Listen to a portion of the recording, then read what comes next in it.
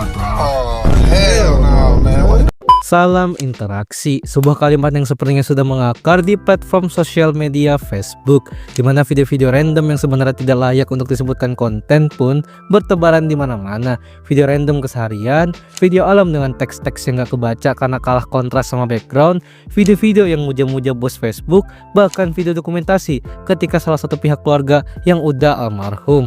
Loh, ini apaan? Jadi inilah fenomena FB Pro yang bener-bener mengsalahartikan kata konten kreator. Dan kali ini gue bahas yang santai aja.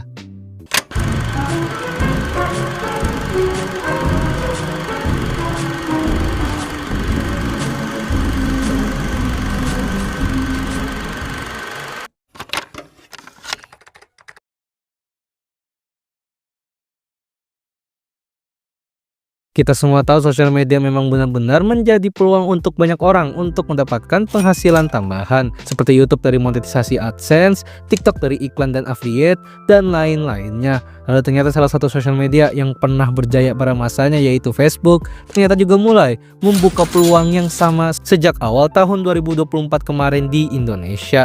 Dan sejak tahun 2021 atau 2022 di Facebook Global, dimana dengan salah satu fitur yakni Facebook Pro, kalian bisa berpotensial menghasilkan uang dari konten-konten yang kalian upload di akun Facebook kalian. Dan sistem monetisasinya kayaknya ya mirip-mirip dengan YouTube, entah itu video panjang ataupun video shorts, yaitu dari iklan, dan juga bisa menggunakan gift sebagai bentuk support tambahan dengan syarat yang relatif cukup lebih mudah, dimana untuk nge-upgrade akun kalian untuk menjadi sebuah akun Facebook Pro, kalian minimal membutuhkan 500 followers atau lebih yang bertahan selama 30 hari dan akun kalian memenuhi syarat-syarat tertentu, entah itu tidak ada pelanggaran dan mematuhi community guidelines Facebook itu sendiri.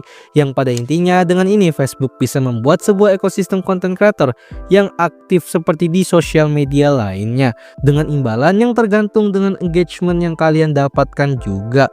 Tapi seperti biasa dari YouTube aja yang udah gue bahas di video YouTuber pemula yang ini, nyatanya di YouTube aja itu masih banyak yang salah paham dengan tutorial-tutorial untuk menjadi konten kreator, dimana YouTuber pemula terutama yang umurnya itu orang tua selalu saja kemakan dengan yang penting upload kualitas belakangan, karena yang mereka pikirkan hanyalah monet dan monet lagi, yang berujung channel-channel yang kualitasnya kontennya kaku dan gabut banget di-upload di channel-channel mereka. Begitu pula dengan ekosistem konten di Facebook Pro, dimana ternyata lebih parah, karena memang basicnya Facebook adalah sosial media yang masih aktif digunakan oleh orang tua, entah itu bapak-bapak ataupun ibu-ibu, sehingga hasilnya sama aja. Konten-konten seperti yang gue bilang tadi, mulai dari konten joget dengan teks random, konten rekaman random dari HP yang lagi dikasih teks, dan konten-konten aneh lainnya, yang pokoknya semua momen di HP si orang tua ini diupload semua ke Facebook dengan tambahan teks ataupun tidak. Tapi yang jelas hashtag kebelet viralnya itu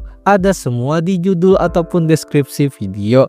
Bahkan yang paling aneh adalah yang gue bilang tadi juga, ada sebuah konten ibu-ibu yang membuat dokumentasi ketika suaminya almarhum, dimana ironisnya hashtag ala-ala konten creator seperti hashtag FYP, hashtag viral, hashtag Facebook viral dan lain-lainnya itu diberikan di video-videonya, seolah momen itu pantas untuk dijadikan sebuah konten. Ada lagi konten-konten yang isinya malah muja-muji CEO atau bos dari Facebook, yakni Mark Zuckerberg, dengan dalih teks-teks yang isinya terima kasih lah atau memuji karena sudah memberikan mereka gaji dolar dari Facebook Pro.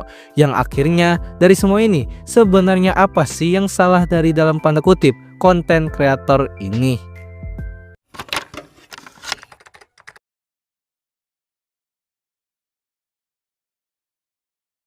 Dan yang salah dari konten-konten yang ada di FB Pro atau bahkan ini mencakup ke semua sosial media pun, ya karena pada dasarnya orang tua atau para pemula ini terlalu fokus pada satu hal, yaitu duit dan monetisasinya saja. Bahkan kalau kalian lihat di Facebook sekarang, kebanyakan kontennya itu malah justru flexing penghasilan sana sini, yang kesannya itu ya emang mau buat konten atau gimana. Yang padahal jika kalian ingin menjadi seorang konten kreator, itu benar-benar lebih dari hanya sekedar uang. Ada yang namanya personal branding, ada yang namanya legasi, dan ada yang namanya citra dan lain-lain. Karena jika yang dipikirkan hanyalah uang semata, ya jelas bawaannya ya mindset kuantitas nomor satu, kualitas tidak perlu. Padahal basicnya sebuah konten itu seminimal-minimalnya ya punya sedikit manfaat dan effort, entah itu memberikan edukasi ataupun hiburan, sekecil apapun itu. Tapi untuk konten-konten yang isinya cuma quotes teks atau video-video kerandoman keseharian yang tidak ada pesan dan kesan apapun, ya jelas itu aneh.